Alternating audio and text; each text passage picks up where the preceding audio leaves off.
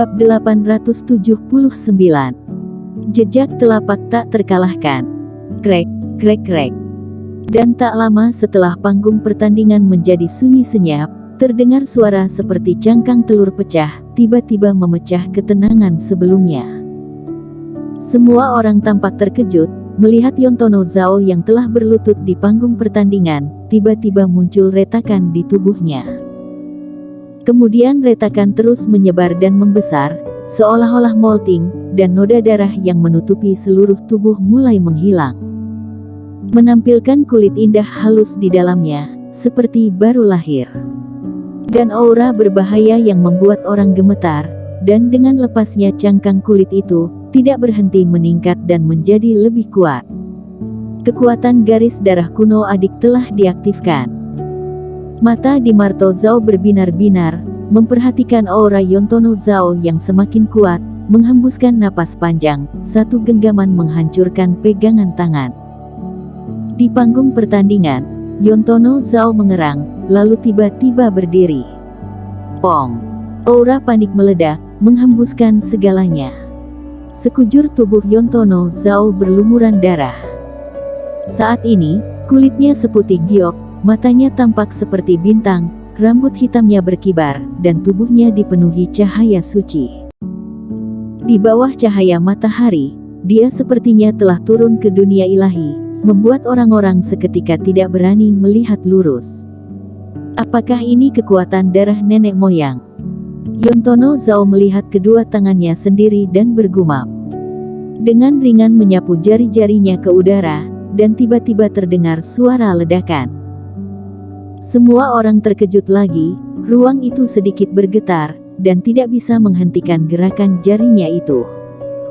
Hahaha, aku merasa diriku yang sekarang 10 kali lebih kuat dari sebelumnya.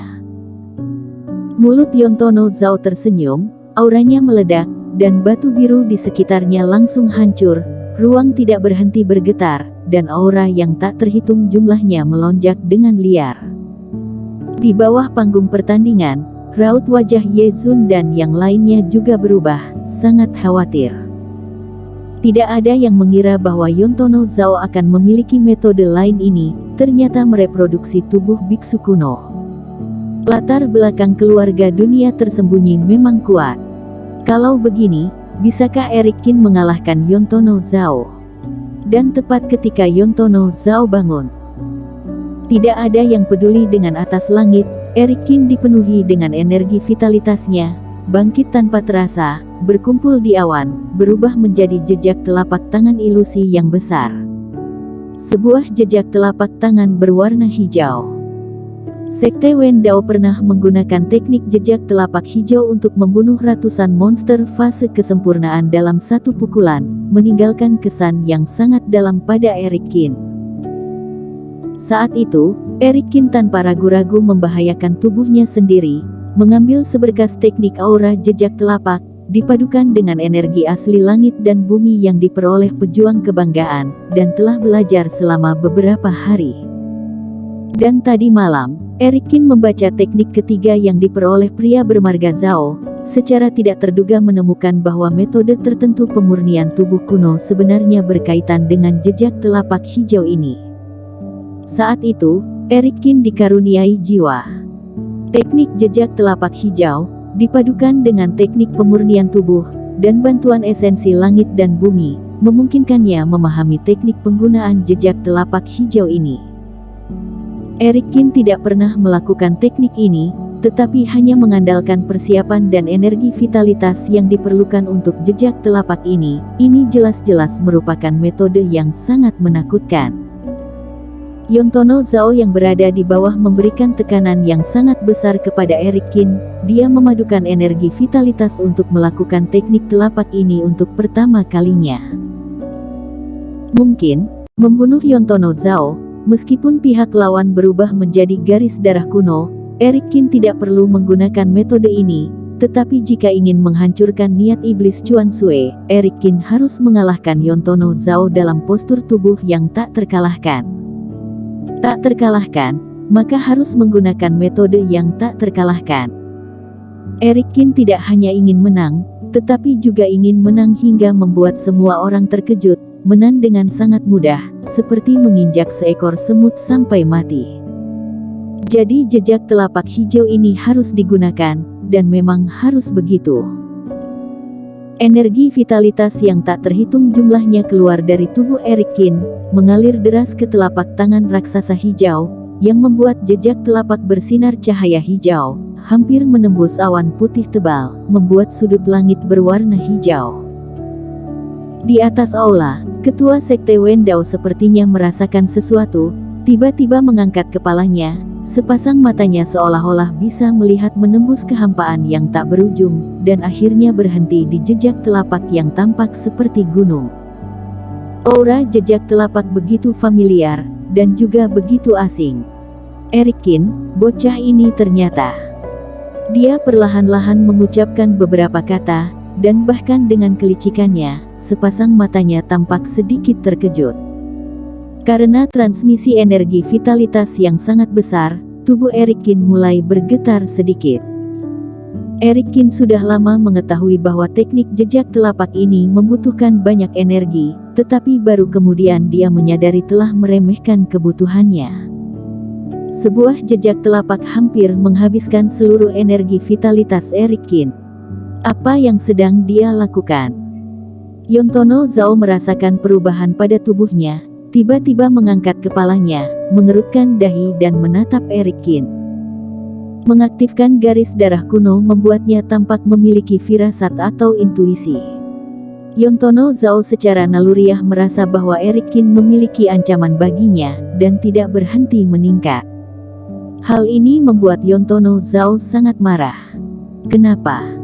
Aku telah mengaktifkan garis darah kuno, 10 kali lebih kuat, dan dia masih memiliki metode untuk mengancamku. Pergi mati saja. Yontono Zhao berteriak dengan marah, tubuhnya tiba-tiba terbang, seperti anak panah. Aura seluruh tubuhnya mekar, seperti gunung berapi yang meletus. Dia membanting sebuah tinju, jejak tinju yang sangat besar meledak di udara, melepaskan ledakan yang memekakkan telinga, dan membanting dengan keras ke arah Eric Kin. Pupet. Eric Kin merasakan kekuatan ini, hati pikirannya tergerak, bayangan hitam muncul di kehampaan. Dia membuka kedua lengannya dan mengambil semua jejak telapak ini. Dengan suara gemuruh ledakan, pupet tingkat 8 ini hancur berkeping-keping seketika. Mata semua orang sedikit menyusut, apakah ini kekuatan garis darah kuno? Eric Kin, mati saja kamu. Yontono Zhao tertawa, bergegas menuju Eric Kin, dan kali ini, dua pupet muncul lagi di kedua sisi tubuhnya, dan sama di tingkat 8. Satu kiri dan satu kanan, Yontono Zhao ditangkap dengan erat, seolah hendak memenjarakannya. Benar saja, keterampilanmu begitu buruk, hanya memiliki metode ini. Yontono Zhao mencibir, aura tubuhnya meledak, dan tubuh kedua boneka itu mencicit, beberapa detik kemudian mereka meledak. Meskipun aku tidak tahu apa yang akan kamu lakukan, tetapi semuanya sudah berakhir. Yontono Zhao merasakan kekuatan yang hampir tak ada habisnya di sekujur tubuhnya, menatap dingin ke arah Eric Kin. Kamu memang benar, semuanya sudah berakhir. Eric Kin menanggapi dengan tenang. Kemudian sosoknya melintas dan menghilang di tempatnya. Yontono Zhao mengerutkan kening, dan saat berikutnya dia tiba-tiba melihat ke arah langit, raut wajahnya sedikit berubah. Perasaan bahaya yang menghilang sesaat sebelumnya kemudian muncul kembali, dan dengan cepat menjadi lebih kuat. Lihatlah, ada sesuatu di langit. Seorang pejuang tiba-tiba berteriak. Semua orang melihat ke atas langit, kemudian sedikit terkejut. Di atas langit, lapisan awan besar benar-benar ternoda saat ini. Sebuah pilar cahaya menembus awan tebal, mengayunkan sinar hijau muda, menutupi bumi. Kemudian langit mengeluarkan derit yang membuat telinga orang terasa sakit. Awan hancur seketika, langit dan bumi berubah warna, dan angin tiba-tiba melonjak. Di mata semua orang yang terkejut, Telapak tangan yang sebesar gunung perlahan muncul dan jatuh ke bawah dengan cepat. Erikin telah bersiap-siap untuk waktu yang lama. Jejak telapak hijau ini akhirnya memenuhi harapan, benar-benar selesai, dan jatuh ke bawah. Bersambung. Terima kasih telah menonton video ini sampai akhir. Jangan lupa subscribe dan nantikan kisah episode selanjutnya hanya di Novel Story. Salam.